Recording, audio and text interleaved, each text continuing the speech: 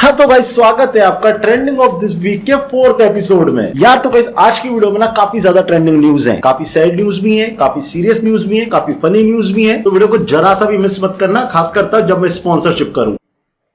शेर सही है यार। खैर मेरे ख्याल से इतना ओवरव्यू काफी होगा, वीडियो को शुरू करते हैं। तो चलो भाई देखो अब मैं क्या करता हूँ।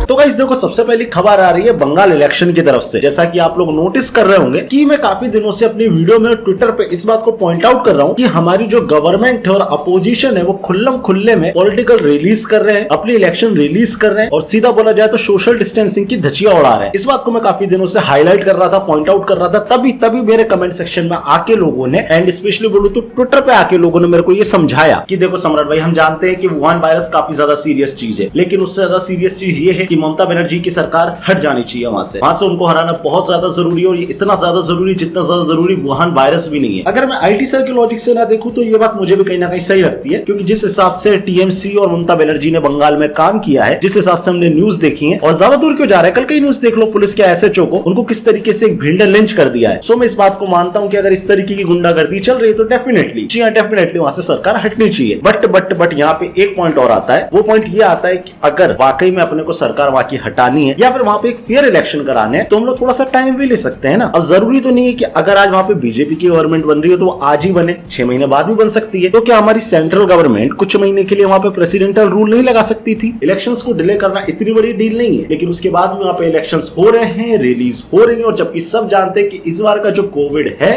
वो कितना ज्यादा डेंजरस, कितना ज्यादा डेडली है। अगर मैं कल की न्यूज की बात करूं तो 5000 नए केस बंगाल से आए हमारे सामने, तो आप समझ सकते हैं कि किस मात्रा में ये फैल रहा है। और उसके बाद इस तरीके की गैदरिंग, मुझे नहीं पता कि इंडियन गवर्नमेंट क्या चाहती है और ये इतना ज्यादा बायस क्यों हो रही है इन सब चीजों में। बट एक बात बताना चाहूंगा कि हर बेवकूफी को मास्टर स्ट्रोक मत बोला करो। खैर, हमने जब वीडियो की शुरुआत ही वुहान से करी है तो वुहान से रिलेटेड एक और खबर आ रही है, और ये खबर आ रही है WHO की तरफ से कि भैया ये जो वुहान वायरस है ना वो इतनी जल्दी खत्म नहीं होगा। पहले तो मुझे ये बताओ, ये जो WHO का डायरेक्टर है भाई, तेरे को क्या दिक्कत परेशानी है लोगों से? नहीं सीरियसली मेरे को जानना है कि एक आदमी इतना ज्यादा नेगेटिव कैसे हो सकता है। मोदी जी, मैं आपसे हाथ जोड़ के रिक्वेस्ट करना चाहूंगा, या तो आप इस बंदे को चेंज कर दो अगर आपके हाथ में हो, और अगर आप चेंज नहीं करवा सकते तो इसके स्टेटमेंट मत दिखाओ प्लीज। ये एक लौता ऐसा व्यक्ति है जो आपको कभी अच्छी खबर नहीं देगा। जब भी इसका स्टेटमेंट आएगा आपको डिमोटिवेट करके जाएगा। लाइक आज से कुछ दिन पहले भैया खुशियों की लहर थी कि इंडियन गवर्नमेंट ने भैया वैक्सीन बनवा ली है, इंडिया वैक्सीन बना रहा है, लोगों को प्रोवाइड करेगा, वैक्सीनेशन आ जाएगा तो भैया क्लियर हो जाएगा ये सब लफड़ा, बिना मास्क के घूम सकेंगे। खुशी का दौर चल ही रहा था, मतलब प्रॉपर तरीके से भी लोगों ने दिवाली मनाई भी नहीं थी, उससे पहले इसका स्टेटमेंट आ जाता है यार देखो वैक्सीन से तो नहीं जाएगा वुहान वायरस। तो तू बता दे भाई किससे जाएगा? सीरियसली मैं जानना चाहता हूँ किससे जाएगा। अभी सबको पता है सेकंड वेव आ चुकी है, खतरनाक है, सबको यही लग रहा होगा कि ये पीक पे थोड़ा टाइम बाद नीचे जाएगा, लेकिन नहीं, हमारे भाई साहब आते हैं और बोल देते हैं कभी खत्म होगा ही नहीं। भाई प्लीज शादी में फूफा जैसी नौटंकी मत कर, प्लीज कभी अच्छी खबर सुना दिया करो, नहीं सुना सके तो मत दिया कर स्टेटमेंट यार please.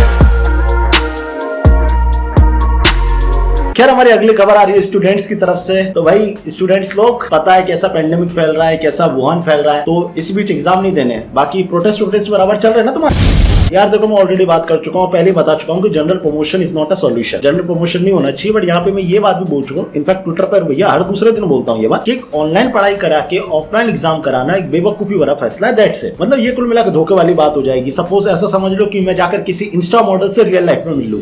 So point is that ये बात सोचना कि एग्जाम कैसे कंडक्ट कराएंगे सोचना बंद कर देना चाहिए। पहली चीज, मैं नहीं कहता सीधा एग्जाम कैंसिल कर दो, डिले करो। अगर ऑनलाइन एग्जाम है तो ऑनलाइन परीक्षा करा लो, दैट्स इट। लेकिन ऑनलाइन पढ़ा के ऑफलाइन एग्जाम कराना ये एकदम बेवकूफी है। इसमें काफी लोगों का नुकसान हो जाएगा, क्योंकि भाई बहुत से बच्चे जिन्होंने पढ़ाई नहीं करी क्योंकि उनके पास उतनी अच्छी क्वालिटी का इंटरनेट और फोन नहीं था, तो कुल मिला के बेवकूफी होगी। एंड मैं पहले तुम्हारा स्टैंड ले चुका हूँ स्टूडेंट्स, यार एनईपी वाली वीडियो देखो यार, तुम्हारा भाई तुम्हारे साथ हमेशा खड़ा रहा है, इसलिए वीडियो को लाइक करो। बाकी टेंशन मत लो, सेंट्रल में अपन ही बैठे हैं, बात कर लेंगे और कैंसिल करा देंगे, अगर नहीं हुआ तो पक्की बात है करा देंगे। चलो अब गाइस बात कर लेते हैं थोड़ी सी क्रिकेट की। यार कल का जो मैच था काफी ज्यादा एपिक था, तुमने भी देखा मैंने भी देखा, बहुत सारी चीजें उसमें हुई थी। लाइक सबको कल ही पता चला कि मलिंगा इस बार राजस्थान से खेल रहा है। काफी अच्छा मैच था और मैच की शुरुआत ही इतनी ज्यादा फनी हुई थी जब संजू सैमसन ने भैया जेब में अपना टॉस रख लिया था, आई मीन सिक्का रख लिया था। तो डेफिनेटली मैच अच्छी जगह था, हुडा की भी बैटिंग भी एक नंबर थी। कुल मिला के बताऊं तो कौन सा मुद्दे के बारे में बात करने नहीं आया हूँ, मेरा मुद्दा सिर्फ एक है, क्यों ना बात कर ले माय 11 सर्कल के बारे में।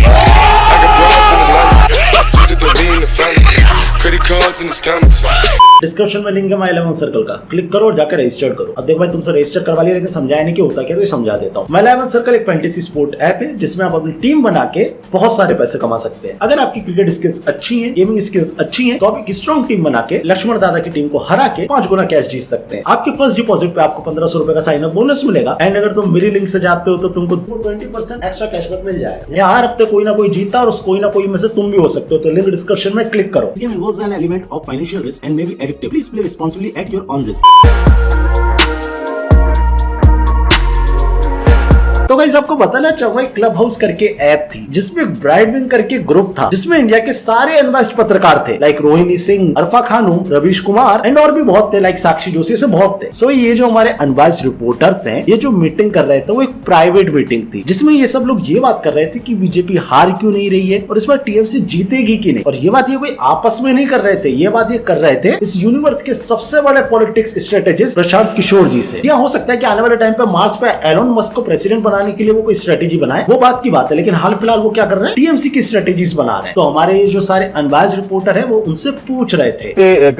एक जुड़ा हुआ सवाल ये भी है कि एंटी इनकम्बेंसी, इतना मैसिव इकोनॉमिक क्राइसिस में भी मोदी के खिलाफ एंटी इनकम्बेंसी नहीं है। नहीं है। अब देखिए इन रिपोर्टर्स में से श्वेता कौन था ये अपने को पता नहीं, और किसने रिकॉर्ड करा था ये भी नहीं पता, लेकिन इतना जरूर पता चल गया कि हमारे ये जितने भी लोग इसमें बैठे थे कितने ज्यादा अनबायस्ड है। अब में से कई लोगों को याद होगा 2019 में मोदी जी ने अक्षय कुमार को एक इंटरव्यू दिया था, जिस इंटरव्यू में अक्षय कुमार ने उनसे पूछा था क्या मोदी जी आप आम खाते हैं। ये बहुत अजीब सा सवाल था और मुझे भी सीरियसली समझ नहीं आया कि ये क्यों पूछा गया, बट हमारे कुछ अनबायस्ड पत्रकारों ने इस सवाल को लेकर इतना ज्यादा बखेड़ा खड़ा किया जिसकी कोई हद नहीं, मतलब पूरी कवरेज एक इस सवाल को दे दी। तो आज भाई मैं उन्हीं पत्रकारों से पूछना चाहता हूँ, अगर कोई बंदा कोई पॉलिटिकल स्ट्रेटेजिस्ट से ये पूछे कि वो फलाना नेता वॉशरूम कब जाता है, तो क्या ये भी बहस का मुद्दा बनेगा। इस क्लब हाउस की मीटिंग में साक्षी जोशी नाम की एक पत्रकार ने यही सवाल पूछा था प्रशांत किशोर से। नहीं, क्योंकि मैं जो देख रही हूँ वहाँ पे वो हेलीकॉप्टर से उतरती हैं, वो स्टेज पर जाती हैं, वो वहाँ पर कम से कम 1 घंटा बोलती हैं, फिर वो हेलीकॉप्टर पर चढ़ जाती हैं, फिर वो दूसरी जगह पे जाती हैं, फिर वहाँ पे उतरती हैं। When is she going to the washroom? When is she going for herself? I mean, मेरा ये सवाल है क्योंकि मैं तब से सोच रही हूँ कि हम लोग जाते हैं, हमको 2 घंटे के अंदर इतने हीट है, इतना हम पानी पी रहे हैं, हमको कहीं ना कहीं जाना होता है। I've never seen her taking any breaks उस बीच में। Am I expected to answer this also? और रवीश जी कब आ रहा है इसकी पर प्राइम टाइम की कोई सवाल होते हैं कितने बड़े आदमी से पूछने के? नहीं, जब आम पे बहस हो सकती है तो इसमें भी बहस होनी चाहिए ना। क्या जब वॉशरूम के बारे में इतनी ज्यादा बातें निकल ही रही है तो एक किस्सा भी एक खबर भी याद आ रही है। ये खबर आ रही है मेरठ से, जहाँ पर एक लड़की अपने चौथे फेरे पे वॉशरूम जाने की मांग करती है और वॉशरूम जाने का बहाना बना के सारे गहने लेके फरार हो जाती है। खत्म, bye bye tata goodbye, गया ना ना ना, खत्म, bye bye tata goodbye, गया ना ना ना।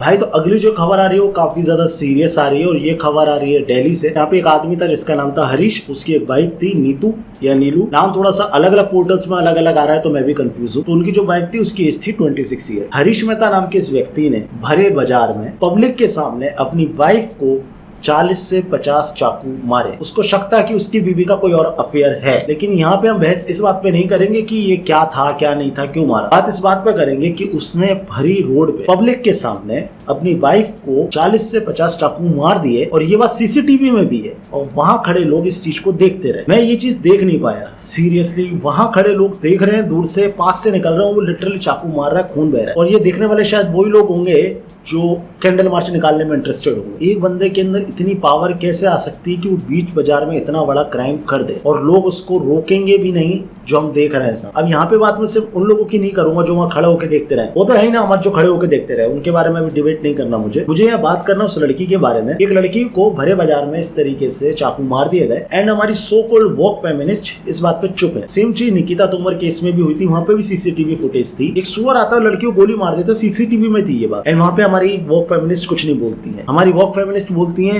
हाथरस केस पे, हमारी वॉक फेमिनिस्ट बोलती है काठुआ केस पे, हमारी वॉक फेमिनिस्ट बोलती है उन फेक केसेस पे जिसमें वो एक लड़के को इतना ह्यूमिलेट करती है, एक बच्चे को इतना ह्यूमिलेट करती है कि एक 14 साल का मानव सुसाइड कर लेता है, और ये सुसाइड को भी जस्टिफाइड करने का दम रखती है। लेकिन यही सो कॉल्ड फेमिनिस्ट इन केसेस के ऊपर नहीं बोलती हैं जो इतने ज्यादा सेंसिटिव है। क्यों नहीं बोलती हैं ये हम सबको समझ में आता है, क्या नैरेटिव है, क्यों हाथरस पे बोला जाता है और निकिता तोमर पे चुप हो जाया जाता है, क्यों दूसरे केसेस को हाईलाइट किया जाता है और इन केसेस को दबा दिया जाता है। एक लड़की को सरेआम चाकू मारा गया एंड कोई आवाज नहीं उठाई गई। क्यों? क्योंकि वहां पे वो सरकार है जिसको ये लोग सपोर्ट करते हैं। अगर हम लोग सिर्फ रिलीजन, कास्ट या गवर्नमेंट देख के डिस्कशन करने वाले हैं तो हमसे बड़ा बेवकूफ कोई नहीं। यहाँ मैं डिबेट करने नहीं आया हूँ, सिर्फ आपको ये बताने आया हूँ कि ये जो वॉक फेमिनिस्ट बनती हैं ये किस तरीके से बायस्ड हैं, और जब भी आप इनके बहाव में बह जाते हैं, बॉयज लोकर रूम में आप लोग मुंह उठा के ह्यूमिलेट करना शुरू कर देते हैं। आप काठुआ केस में मंदिरों को गाली देना शुरू कर देते हैं। हाथरस केस में आप ST/SC वाला या दलित वाला एंगल ले आते हैं। जब आप इनके नैरेटिव में फंस जाते हैं तो आपको ये समझना चाहिए कि जिस नैरेटिव को ये सेट कर रहे हैं वो डेफिनेटली उसी बेसिस पे बना हुआ है जो इनके एजेंडा में फिट बैठ रहा होगा। तो आइंदा कभी भी किसी नैरेटिव में फंसे ना, खासकर स्पेशली मैं यूट्यूबर्स को बोलना चाहूंगा जो